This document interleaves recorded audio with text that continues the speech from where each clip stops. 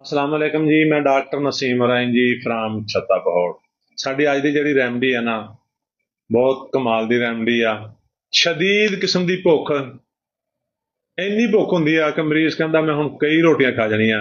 ਜਦੋਂ ਖਾਣਾ ਖਾਣ ਤੇ ਬਹਿੰਦਾ ਹੈ, ਟੇਬਲ ਤੇ ਬਹਿੰਦਾ ਹੈ, ਚੰਦ ਲੁਕਮੇ ਲੈ ਸਕਦਾ ਹੈ ਤੇ ਉਹਦਾ ਪੇਟ ਭਰ ਜਾਂਦਾ ਹੈ। ਕਹਿੰਦਾ ਬਸ ਜੀ ਬਸ, ਹੁਣ ਮੈਂ ਹੋਰ ਨਹੀਂ ਖਾਣੇ ਜੀ। ਬੱਚੇ, ਛੋਟੇ ਬੱਚੇ ਵਾਲਦੈਨ ਪਿੱਛੇ ਪਿੱਛੇ ਫਿਰਦੇ ਰਹਿੰਦੇ ਆ ਵੀ ਪੁੱਤ ਖਾਣਾ ਖਾ ਲਾ, ਬੱਚਾ ਖਾਣਾ ਖਾ ਲਾ।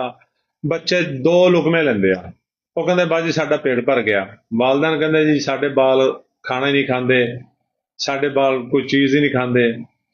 ਮਿੱਠੀਆਂ ਚੀਜ਼ਾਂ ਖਾਣ ਦੀ ਬਹੁਤ ਖਾਹਿਸ਼ ਹੁੰਦੀ ਆ, ਮਿਠਾਈਆਂ, ਚੀਨੀ, ਇਹ ਚੀਜ਼ਾਂ ਖਾਣ ਦੀ ਬੜੀ ਖਾਹਿਸ਼, ਸ਼ਦੀਦ ਕਿਸਮ ਦੀ ਖਾਹਿਸ਼ ਹੁੰਦੀ ਆ। ਯਾਨੀ ਮਰੀਜ਼ ਖਾਣਾ ਨਹੀਂ ਖਾ ਸਕਦਾ।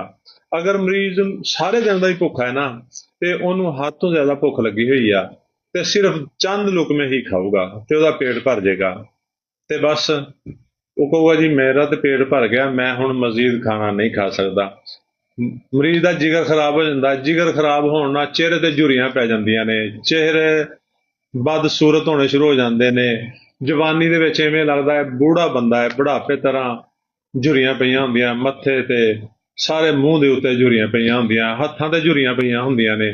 ਮਰੀਜ਼ ਐਵੇਂ ਲੱਗਦਾ ਹੈ ਵੀ 70 ਸਾਲ ਦਾ ਬੂੜਾ ਵਾ। ਬਾਜ਼ ਔਕਾਤ ਐਵੇਂ ਹੁੰਦਾ ਹੈ, ਬੱਚਿਆਂ ਨੂੰ 8-10 ਸਾਲ ਦੇ ਬੱਚੇ ਵੀ ਐਵੇਂ ਲੱਗਦੇ ਆ, ਉਹਨਾਂ ਦਾ ਚਿਹਰਾ ਐਵੇਂ ਹੋਇਆ ਹੁੰਦਾ ਜਿਵੇਂ ਬਹੁਤ ਬੁੱਢੇ ਹੋਏ ਹੋਏ ਨੇ। 50 ਸਾਲ 60 ਸਾਲ ਦੀ ਉਮਰ ਆ, ਝੁਰੀਆਂ ਨਾਲ ਭਰਿਆ ਹੁੰਦਾ ਹੈ। ਅਗਰ ਇਸ ਤਰ੍ਹਾਂ ਦੀ ਕੰਡੀਸ਼ਨ ਹੋਵੇ, ਲਾਈਕੋਪੋਡੀਅਮ 200 ਤਾਕਤ ਦੇ ਵਿੱਚ 5 ਕਤਰੇ 2 ਘੁੱਟ ਪਾਣੀ 'ਚ ਪਾ ਕੇ ਪੀਓ। ਬੱਚਿਆਂ ਨੂੰ 3 ਕਤਰੇ 2 ਘੁੱਟ ਪਾਣੀ 'ਚ ਪਾ ਕੇ ਪਿਲਾਓ।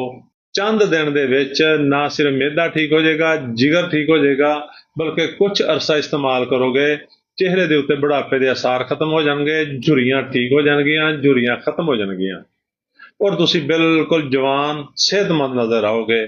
ਜਿਗਰ ਦੀ ਬਹੁਤ ਆਲਾ ਦਰਜੇ ਦੀ ਦਵਾ ਹੈ। ਜਿਗਰ ਦੀਆਂ ਤਮਾਮ ਤਰ ਖਰਾਬੀਆਂ ਇਹ ਠੀਕ ਕਰ ਦਿੰਦੀ ਆ। ਮਠਾਈਆਂ ਖਾਣ ਦੀ, ਮਿੱਠਾ ਖਾਣ ਦੀ ਖਾਹਿਸ਼ ਨੂੰ ਵੀ ਇਹ ਠੀਕ ਕਰ ਦਿੰਦੀ ਆ। ਮਰੀਜ਼ ਦੀ ਗਜ਼ਾ ਨਾਰਮਲ ਹੋ ਜਾਂਦੀ ਆ।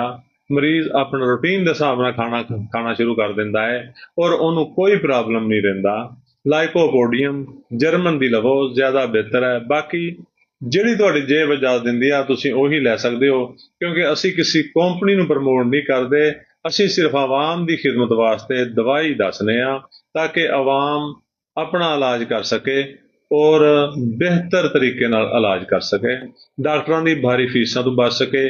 ਲਾਈਕੋਪੋਡੀਅਮ 200, ਬੜੇ ਬੰਦੇ ਨੂੰ 5 ਕਤਰੇ ਰੋਜ਼ਾਨਾ, ਬੱਚੇ ਨੂੰ 2 ਤੋਂ 3 ਕਤਰੇ ਰੋਜ਼ਾਨਾ। ਸਾਡੀ ਵੀਡੀਓ ਨੂੰ ਲਾਈਕ ਤੇ ਸ਼ੇਅਰ ਕਰੋ ਤਾਂ ਕਿ ਵੀਡੀਓ ਹੋਰ ਲੋਕਾਂ ਤੱਕ ਪਹੁੰਚੇ ਔਰ ਉਹਨਾਂ ਦਾ ਫਾਇਦਾ ਹੋਵੇ। ਸ਼ੁਕਰੀਆ।